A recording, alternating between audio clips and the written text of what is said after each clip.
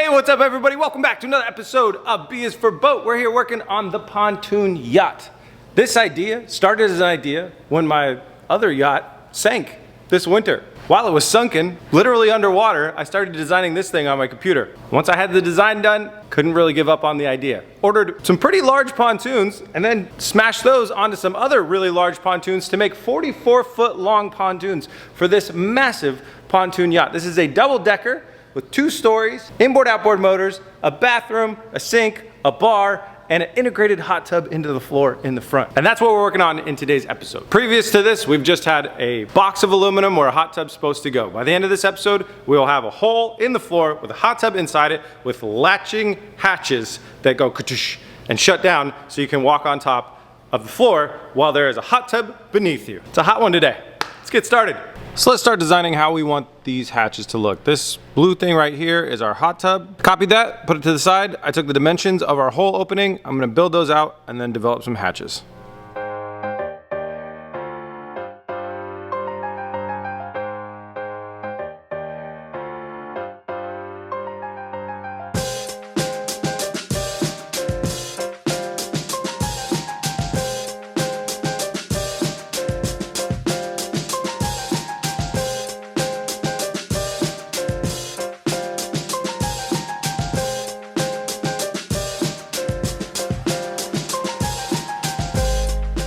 All right, here's the game plan. These are the hatches. They open up like this. They're made out of 1.5 inch 1/8 wall square aluminum tubing with marine grade plywood on top.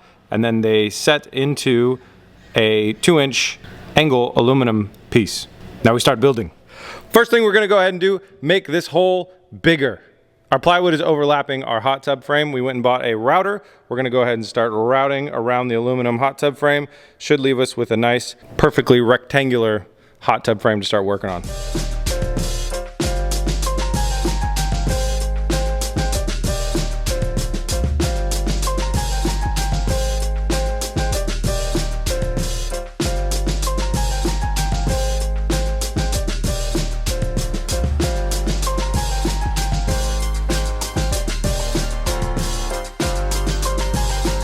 We're gonna have to vacuum out the box. We got the hole cut nicely around the edges. I prepped up a bunch of the aluminum angle, but I did forget that since there's weld in here, that this is gonna be now a little long.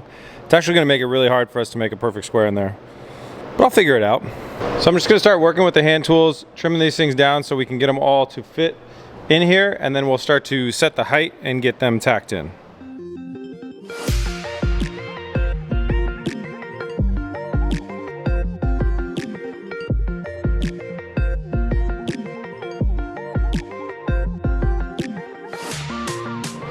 With our first piece of angle laid in here and mocking up the height for the lid. So this is a piece of 1.5 and this is a piece of flooring. That's gonna be the height of our lid. You can see we're obviously short. That means we gotta hike up our angle a little bit, and it proves to be a little bit challenging of how we're gonna attach it. Obviously for the angle to be its strongest, we're gonna wanna weld it from the bottom, which is no problem. I've got a nice seam down here, but then we wanna get a piece of the top, which we're not really gonna be able to do. So what we're gonna go ahead and do is drill holes in it. They'll be a little bit lower down here. We'll probably do one every kind of frequently because I really want this to be super strong, because I mean this is a massive hole in the boat here that we're supporting with just these hatches.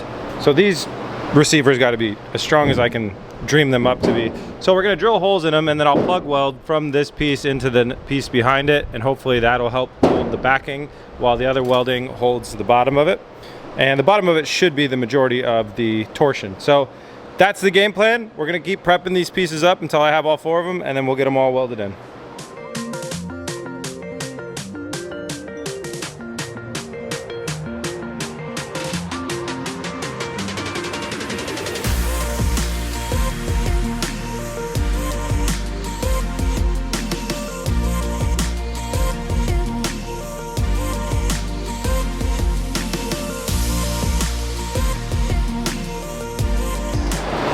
Got our nice little frame in here to hold our hatch doors. It's looking pretty good. It is just spot welded in there though. It's already getting really strong, which I'm happy about. So we have this nice lip underneath. Let me hop in here and show you. That's a real good opportunity for me to weld right here, and it'll actually kind of even support it even more. from the bottom, which is rad. So I'll come through here, stitch weld all the way around this box, and then I'll weld our corners in as well. That'll give us a landing spot for our hatches.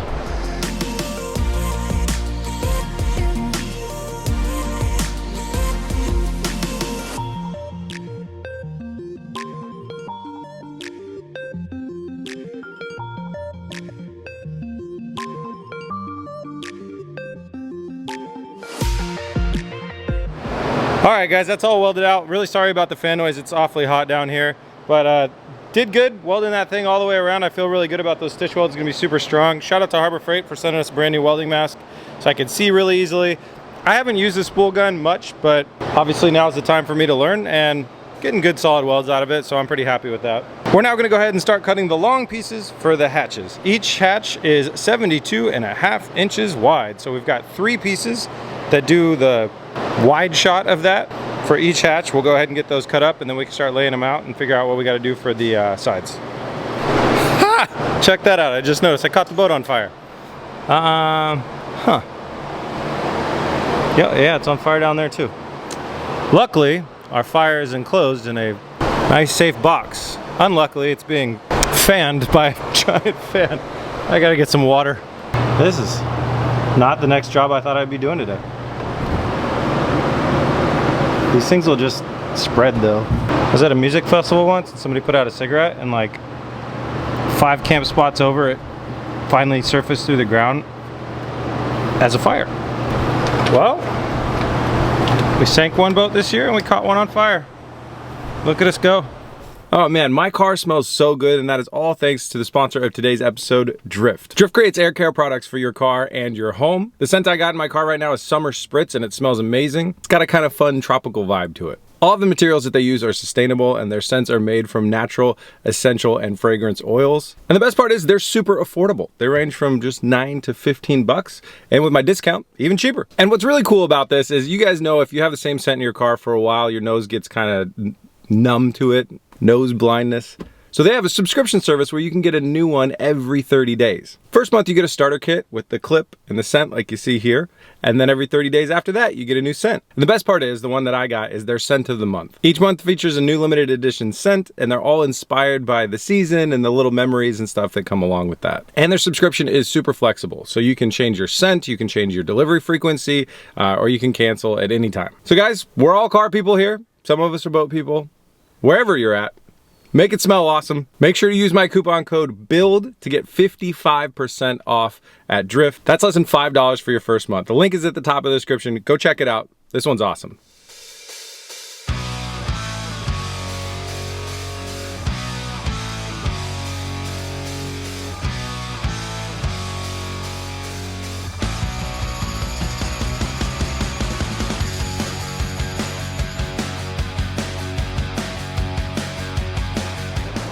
All right guys, we're back for another day, and we've got beams in holes. It's actually shaping up really nicely, but I wanted to talk to you guys about something else real fast before we jump back into making these hatches. We, in the last episode, talked about going to our old shop, going back into the old shop. It's something that I would really like to do. As you can see, we have a lot of unused space here, and it's extremely expensive. And it's just such a waste. To do that and to go to our other shop, I've got a need to do a lot of concrete work between different pads, driveway work, other stuff like that. So I'd really love to get in touch with a company that's local to the Pacific Northwest that does that type of stuff, that could bid us out on a few different jobs. Because although we can't rebuild the shop out there, the city won't let us, they will let us do concrete work, which is more space. A step in the right direction as far as I'm concerned. So anyways, if you own a concrete shop and you're watching, or you know somebody, or you work for somebody that does that type of work, masonry work or whatever, please shoot me an email, Chris@BSForBuild. I would love to get in touch with you guys and meet some of the people in the industry so I can start getting quotes on some projects. Making these types of changes is it's like steering a massive ship, much bigger than this one. It's a slow and steady process of trying to make these transitions, but it's something that's very important to me to make sure that I continue to enjoy what I do, what I get to do. I love what we do here. I hate this building. It is going to be 95 today, which like on a normal time is like, it's a hot day, right? But in this building, it'll be 110 with like 40+% humidity. and absolutely cooking us miserable, it'd be way better to just work outside. I'm ready to go back to my roots. All right, hatch stuff. Kyle did a great job on the saw as far as getting us really close. We have to leave a little bit of room for trim pieces because a trim piece goes on the boat and then a trim piece goes on the hatch as well, on each hatch. So the middle needs a pretty sizable gap. So I'm gonna go ahead and hand sand these things up, just do a little bit of fine tuning them, and then we'll tack weld them all together as far as getting the frame attached to itself, so I can lift this out as one frame and then we can start working on it outside of the boat.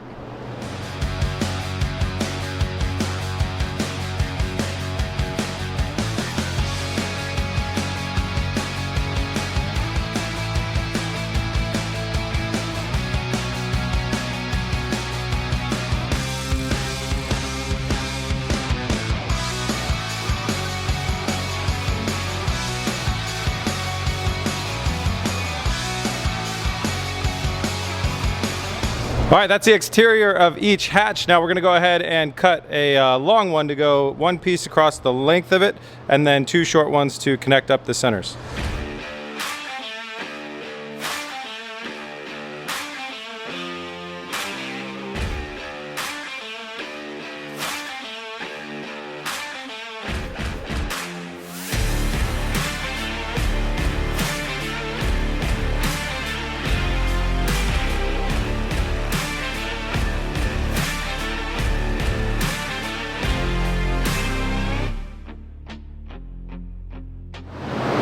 Got the hatches welded up and sanded up and they're looking nice. So we did a little stability test, very, very good on the stability. Like, it's not too flexy and we don't have wood on it yet. So it's gonna get even better. God, one of these times I'm gonna fall and while I'm filming that, it's gonna be hilarious. Anyways, so just gonna take both of these pieces down, cut wood, and we're gonna just add a layer of the marine grade plywood onto the top of each of these, screw it in nicely. And then we will look into installing a handle to lift them up.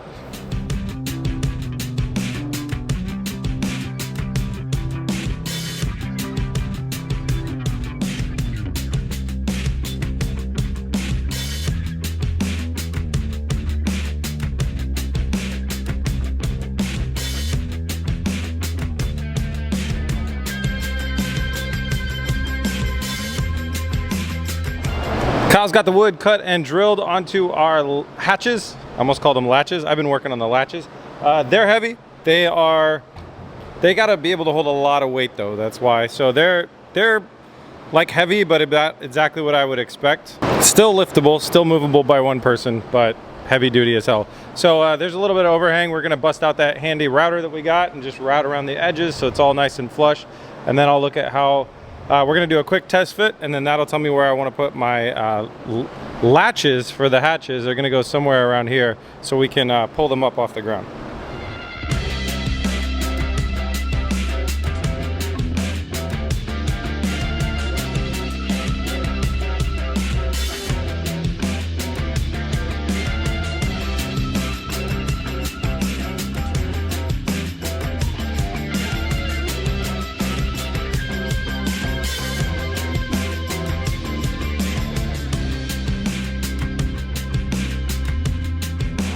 Great success.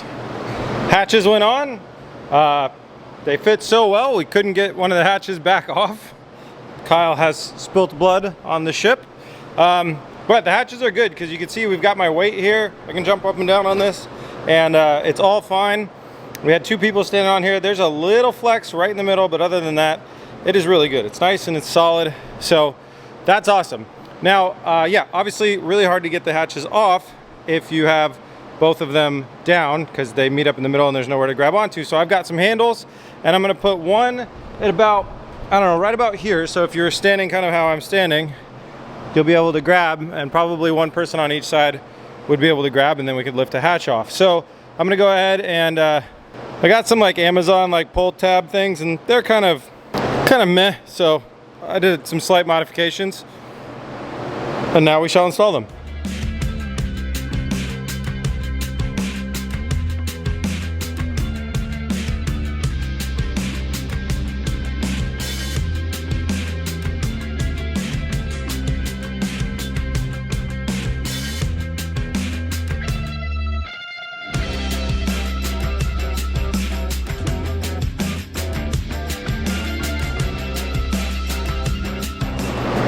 Anybody catch that part on the time lapse where I went to weld the aluminum hatch latch backings with the welder set for steel?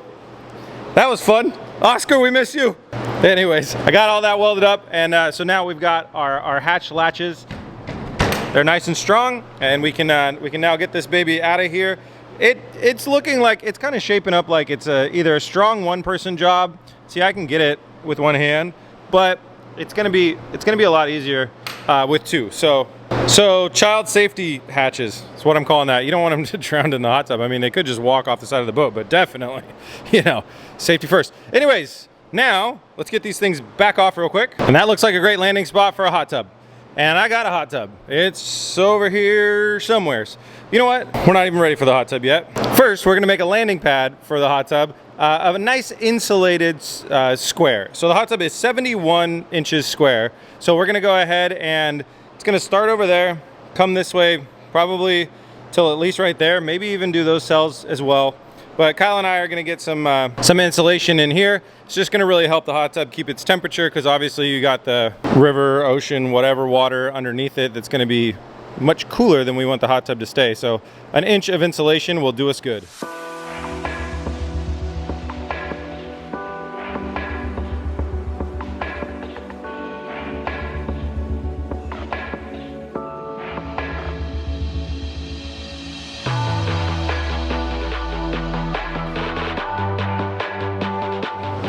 That thing came out a lot nicer than I thought it would, if I'm being honest. It's like a tinfoil space base. Okay, we're gonna glue this stuff down. So here's one complicated issue. There will be water that gets in here from one way or another. Either a hot tub spilling or small leaking or anything like that. There's gonna be a bilge pump put in here. Styrofoam floats. It's really, really good at that. I don't want it to just all float up in a bunch of individual squares.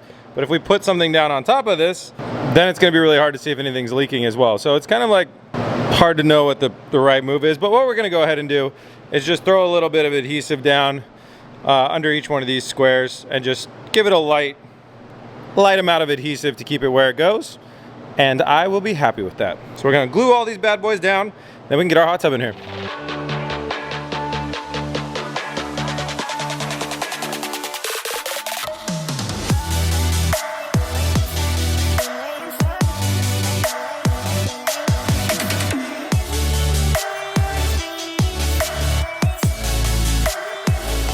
All right, we are glued down into position. We're gonna sweep and vacuum this thing one more before the hot tub goes down, but I'm gonna start assembling the hot tub. Now, you're probably thinking, what kind of a hot tub comes in 3 boxes? This is an inflatable hot tub, and there's a lot of really good reasons to run an inflatable hot tub when you're already on a boat, which I will explain right after I get my hot tub into my boat. So I'm gonna set this thing up and prepare it for a landing.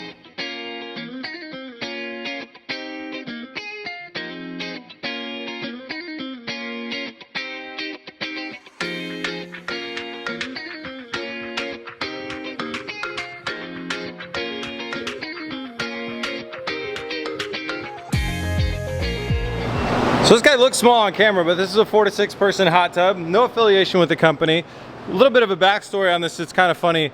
My mom bought me one of these for Christmas this year because I had talked about maybe putting a hot tub on my yacht. And before I even got a chance to try it out, my yacht sank. And then I started dreaming up this thing with the integrated hot tub point in the front. So I took the one that was supposed to go on my yacht and I put it in my house. And man, I really actually gotta say, I'm a big fan of these inflatable hot tubs.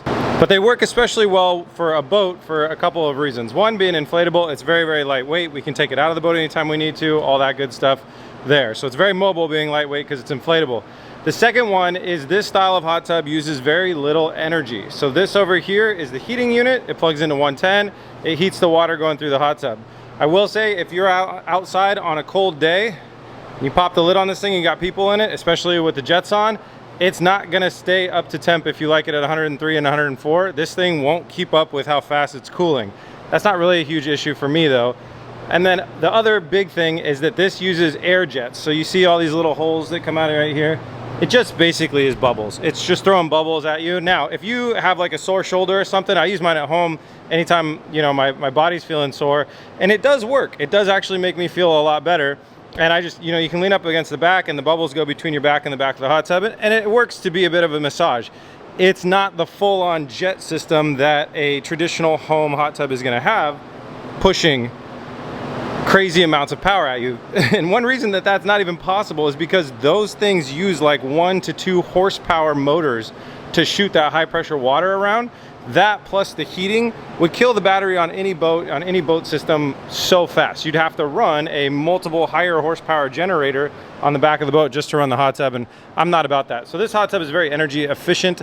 I've done tests with mine at home, and I know that our portable battery bank will be able to keep up with this hot tub for many, many hours at a time and all that good stuff. So it's very compatible to work with this boat. But I am a little worried about fitment. I kind of forgot how big this thing is. This has to attach to the back here. This is the back, and the back goes here. So we check through this, make sure there's no sharp and pointy objects. We kind of smoothed all of the metal out. It's time to go ahead and test fit the hot tub for the first time and see if we can get our control box to fit in there as well. Yes, it fits. It so barely fits. With the 2-inch lips that we added on the sides, it actually kind of presses in on the inflatable bit, but it fits with the control thing back here. If I flip this up, still easily controlled from inside the boat or inside the hot tub where it needs to be. And why we made the outsides a little bit extra is because people, when they tend to get like a little extra hot, like to sit on the side of the hot tub to get out of it a little bit. It's a huge win. It fits, and it looks like our lid is going to fit very nicely too. So this little guy over here, this is the lid. It needs to be paired up with this guy, and then we'll put the thermal blanket on top of it, make it its own nice little package, and then test shutting our hatches on it. But this is a big win. I don't know how many times, you know, I did the measurements on all this stuff, but until you see it in real life, it's like, thank God it fits.